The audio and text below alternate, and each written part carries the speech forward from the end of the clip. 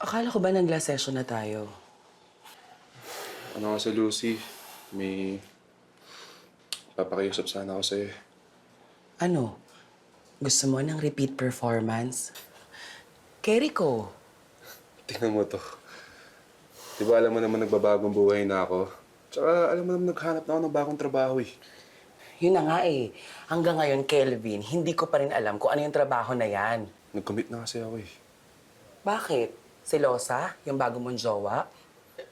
But in all fairness, maswerte ang jowa mo sa'yo. Siyempre naman, pero yun nga Lucy. Huwag mo sabihin kay kanino yung mga tungkol sa session natin, please. Alam mo, nakakatawa ka. Masyado ka ng pa-main character. Wala naman akong pinagkikwento ang iba, lalo na pagdating sa mga personal na ganap sa buhay ko, no? Lalong-lalo na sa mga kaibigan mo. Alam mo, Kelvin, yung mga kaibigan ko, never akong huhusgahan nun. Tanggap ako ng mga yun. Di sila judger, no? Lucy, please lang ha. Ngayon lang ako makikiusap sa'yo. Oo na. Parang arte-arte mo naman. Hindi naman malalaman ng girlfriend mo yun. At saka, di ko naman siya kilala, no? Salamat, Lucy ah. Ganun na lang. Pwede bang kahit huling hug man lang? Huling yakap?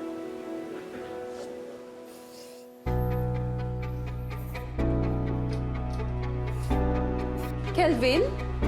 Hana?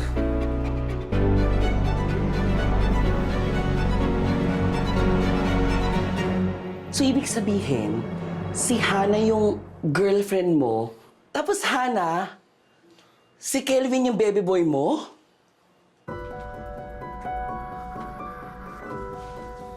Client mo rin ba si Lucy? Nako, mukhang mahaba yung pag-uusapan nyo.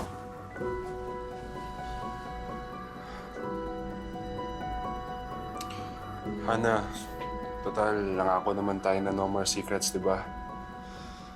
Aaminin ko, naging client ko si Lucy. Pero nung nalaman kong magkaibigan kayo, di na ako umulit. In fairness, true yan. Nagpaalam naman sa akin si Kelvin. Sabi niya, last session na daw namin. Kasi magbabagong buhay daw siya. Bakit ka rin dito? Kasi nga, yan si Kelvin, pumunta dito, nakikiusap. Huwag ko daw sabihin sa mga kaibigan ko kung ano yung connection na meron sa aming dalawa. In fairness, bongga ka dyan, girl.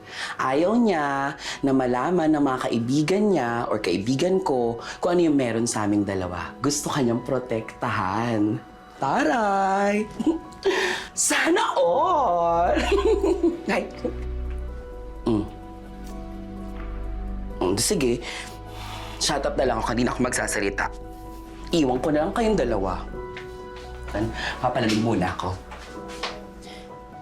So, ano kayo ni Lucy? Ew! Ay, grabe ang pagkaka-ew! Friend, magkaibigan tayo, nakaka-hurt. You're lang weird kasi, di ba? Nag-share tayo kay... Hana, alam kong weird pakinggan na naging kliyente yung kaibigan mo, okay? Tsaka aminin ko, marami akong naging kliyente, babae, lalaki. Pero nung nakilala kita, di na ako bumalik sa trabahong yun. Kasi diba sinabi ko naman sa'yo na lang ako. Sa'yo lang ako.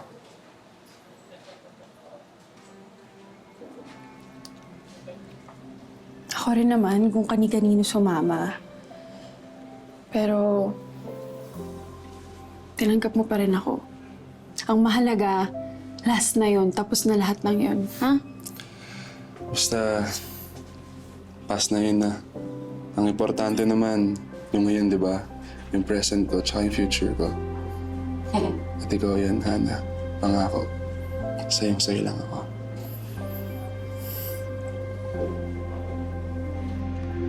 Hi, friend!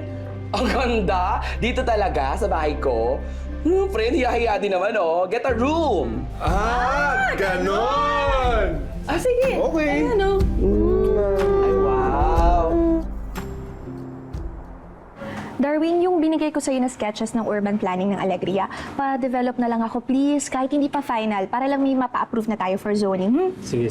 Pero medyo hindi lang ako agree dun sa spacing ng commercial spaces in relation sa residential. Pero sige, basta pag-aralan ko tapos balikan kita. Sige. Basta coordinate na lang tayo palagi ha, para same page tayo. Sige. Okay, sige, salamat. Tapos Kaloy, yung first draft ng Alegria Mall, baka pwede mo nang magawa ng design studies para makapagpa-approve na rin tayo. Kaya ba in 2 days? Uy, Kaloy. Earth to Kaloy! Nick, sorry. Iniisip ko lang yung magagawin kong designs. Pero sige. Okay, sige. Kung gusto mo mag-brainstorm, sabihan mo na lang din ako, ha? Game. Okay, sige. Ito yung sinasabi mo. Sige, urong na lang natin para may daanan. Yeah. Ito yung hinaharalan mo. Okay naman ito. Yeah.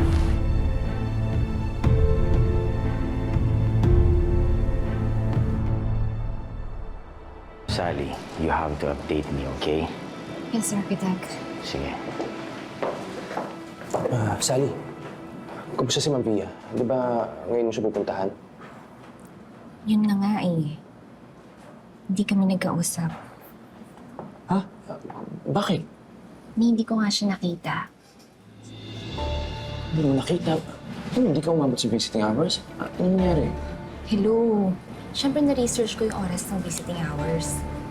Pero, pinagbawalan ako eh. Nagbawala ka. Dahil, ano raw? Anong rason? Hindi ko nga alam. Basta, nung sinabi kong bisita ako ni Ma'am Via Laurente, nagtinginan yung mga guards. Tapos pinalis na nila ako. Hindi kaya may nangyari masama sa kanya. Huwag naman sana.